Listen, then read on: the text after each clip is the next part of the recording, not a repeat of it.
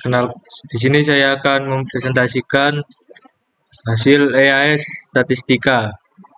Saya Yoga Ditya Fernanda, NBI 14824000039. Di sini untuk latar belakang dataset yang kita gunakan yaitu dataset Apple Product Pricing 2020 sampai 2026 yang berisi 80.000 data mengenai produk Apple dari berbagai platform penjualan.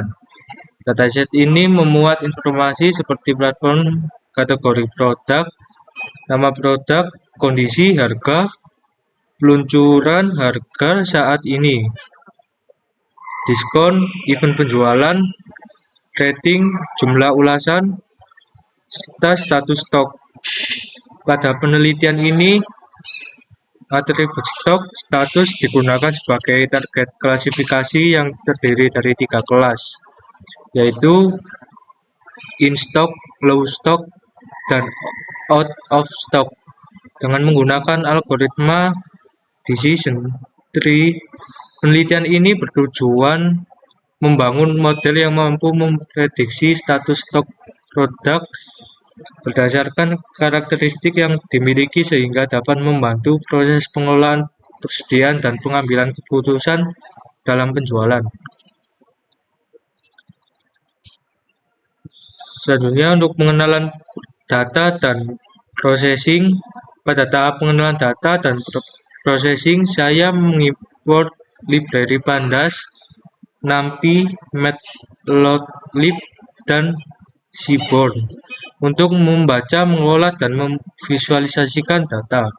Selanjutnya, dataset Apple Product Pricing 2020 hingga 2026 dibaca menggunakan read CSV. Kemudian ditampilkan 5 data pertama dengan hit untuk memastikan data berhasil dimuat dan melihat struktur atributnya. Setelah itu, fungsi info digunakan untuk mengetahui informasi dataset yang menunjukkan bahwa dataset terdiri dari 80.000 data dengan 14 atribut bertipe objek, integer, dan float. Dari hasil tersebut juga terlihat bahwa atribut sel event hanya memiliki 6.649 data, sehingga mengidentifikasikan adanya missing value. Selanjutnya, saya menganalisis atribut kelas pada atribut stok berjumlah 55.034 data, out of stock sebanyak 13.475 data, dan low stock sebanyak 11.491 data. Distribusi tersebut divisualisasikan menggunakan conplot yang memperlihatkan bahwa kelas in stock mendominasi sehingga dataset memiliki kondisi kelas imbalance. Informasi ini menjadi dasar dalam proses pembangunan model agar hasil prediksi tidak bias terhadap kelas mayoritas. Selanjutnya untuk kode kedua ini pada tahap processing. Pertama, saya melakukan pengecekan missing value menggunakan fungsi is_null sum untuk mengetahui apakah terdapat data yang kosong pada setiap atribut. Berdasarkan output, hampir seluruh atribut tidak memiliki missing value, sedangkan atribut sel event memiliki 73.351 data kosong, yang menunjukkan bahwa sebagian besar produk tidak memiliki informasi mengenai event. Penjualan selanjutnya, saya melakukan proses one hot encoding menggunakan fungsi pd get to miss pada atribut kategorikal yaitu platform, produk, kategorikal, model name, condition, dan sell event agar data kategorikal dapat diubah menjadi bentuk numerik sehingga dapat diproses oleh algoritma decision tree. Setelah proses encoding selesai, saya memisahkan data menjadi fitur X dan target Y, di mana stok status digunakan sebagai target klasifikasi, sedangkan atribut lainnya menjadi fitur berdasarkan output. Jumlah fitur meningkat menjadi 48 fitur yang siap digunakan pada proses pelatihan model. Selain itu, hasil hit menunjukkan bahwa atribut kategorikan telah berhasil diubah menjadi beberapa kolom baru dengan nilai true dan false, yang menandakan proses encoding telah berhasil dilakukan dan data sudah siap digunakan pada tahap pembentukan model machine learning. Saya Muhammad Raifan Putra dengan NBI 14824000022. Setelah proses processing selesai dan data siap digunakan, tahap selanjutnya adalah membangun model baseline menggunakan algoritma decision tree. Model ini digunakan sebagai acuan awal untuk melihat kemampuan model dalam memprediksi stok status. Selanjutnya, model dievaluasi menggunakan akurasi, classification, report, dan confusion metric agar dapat diketahui performa serta kekurangan model sebelum dilakukan eksperimen dengan perubahan parameter.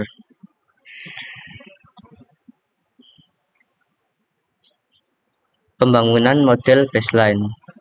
Pada tahapan pembangunan model baseline, pertama saya mengimport beberapa library dari scikit-learn, yaitu train test, split untuk membagi dataset menjadi data latih dan data uji, decision tree classifier untuk membangun model klasifikasi decision tree, serta classification report, confusion metric, dan akurasi score yang nantinya digunakan untuk mengevaluasi performa model. Selanjutnya, dataset dibagi menjadi 80% data latih dan 20% data uji menggunakan fungsi test, fungsi train, test, split, buka kurung, tutup kurung. Pada proses ini, saya menggunakan random state sama dengan 42 agar hasil pembagian data selalu konsisten serta Stravity sama dengan Y untuk menjaga proporsi setiap kelas stok status tetap sama antara data latih dan data uji.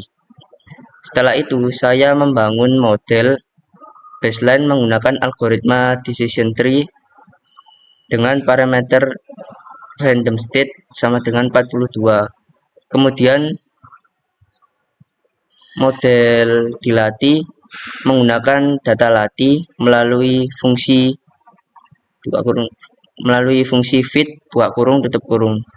Setelah proses pelatihan selesai, model digunakan untuk melakukan prediksi terhadap data uji menggunakan fungsi predict buka kurung, tutup kurung, sehingga diperoleh hasil prediksi yang selanjutnya akan digunakan pada tahap evaluasi model. Lanjut ke kode selanjutnya.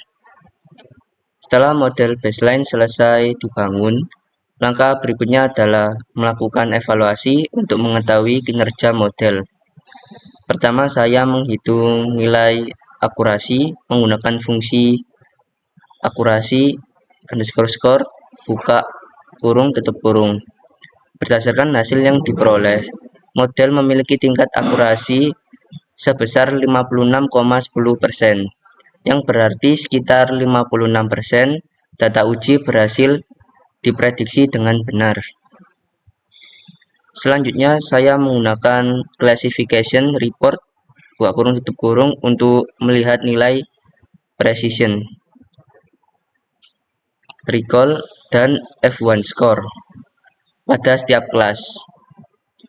Hasil evaluasi menunjukkan bahwa kelas in-stock memiliki performa terbaik dengan nilai precision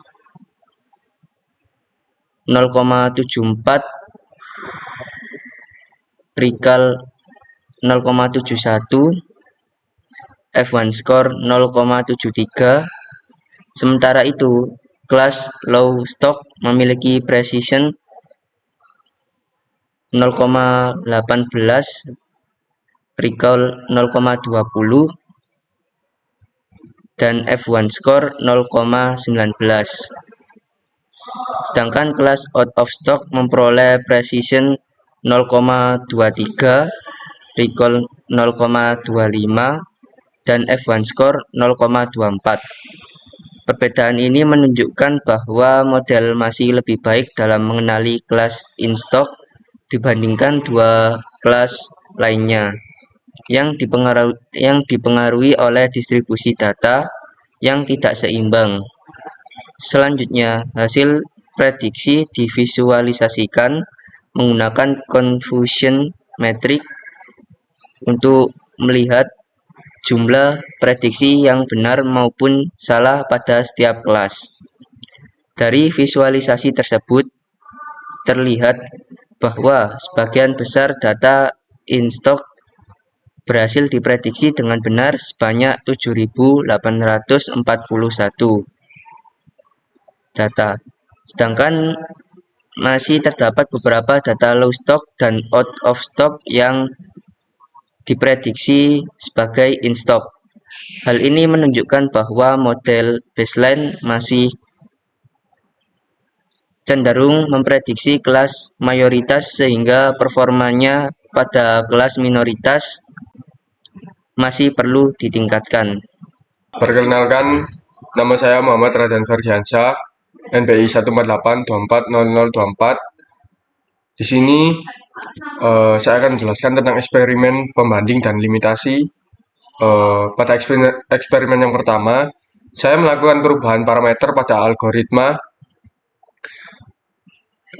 decision tree dengan mengubah class weight menjadi balance dan membatasi kedalaman pohon menggunakan max depth sama dengan 5. Perubahan class weight sama dengan balance bertujuan untuk mengatasi ketidakseimbangan jumlah data pada setiap kelas stock status sehingga model memberikan bobot yang lebih besar pada kelas minoritas dan diharapkan lebih sensitif dalam melakukan klasifikasi. Selain itu, parameter max depth sama dengan 5 digunakan untuk membatasi kompleksitas pohon keputusan agar model tidak terlalu dalam sehingga dapat mengurangi resiko overfitting. Setelah parameter tersebut diterapkan, model kemudian dilatih menggunakan data latih yaitu fit dan selanjutnya digunakan untuk melakukan prediksi terhadap data uji predik sebagai dasar untuk proses evaluasi pada tahap berikutnya. Lalu lanjut di eksperimen kedua ini, setelah model dengan parameter baru berhasil melakukan prediksi terhadap data uji, tahap selanjutnya adalah mengevaluasi performa model dengan menggunakan nilai akustik, classification report, dan confusion matrix. Hasil dari evaluasi menunjukkan bahwa model memperoleh akurasi sebesar 66,27%. Berdasarkan classification report, model memiliki performa yang baik pada kelas in stock dengan nilai precision 0,79, recall 0,84, dan F1 score 0,81. Untuk kelas out of stock, model memperoleh recall sebesar 0,51, sedangkan pada kelas low stock, performanya masih sangat rendah dengan recall hanya 0,01. Sehingga sebagian besar data pada kelas tersebut belum berhasil dikenali. Hasil ini juga terlihat pada confusion matrix, di mana sebanyak 9.191 data in stock berhasil diprediksi dengan benar. Sehingga pada kelas low stock, hanya 27 data yang berhasil diprediksi dengan tepat. Berdasarkan hasil tersebut, Dapat disimpulkan bahwa perubahan parameter class weight sama dengan balance dan max depth sama dengan 5 belum mampu meningkatkan performa model secara signifikan, terutama dalam mengenali kelas low stock, sehingga masih diperlukan eksperimen lanjutan dengan parameter atau teknik penyimbangan data lainnya. Sebagai kesimpulan, eksperimen ini dilakukan untuk meningkatkan kemampuan model dalam mengenali kelas low stock dan out of stock, serta mengurangi resiko overfitting melalui pengaturan class weight balance dan max depth sama dengan 5. Namun, keberhasilan perubahan parameter tersebut baru dapat diketahui setelah dilakukan evaluasi dan dibandingkan dengan model baseline. Sekian, terima kasih. Wassalamualaikum warahmatullahi wabarakatuh.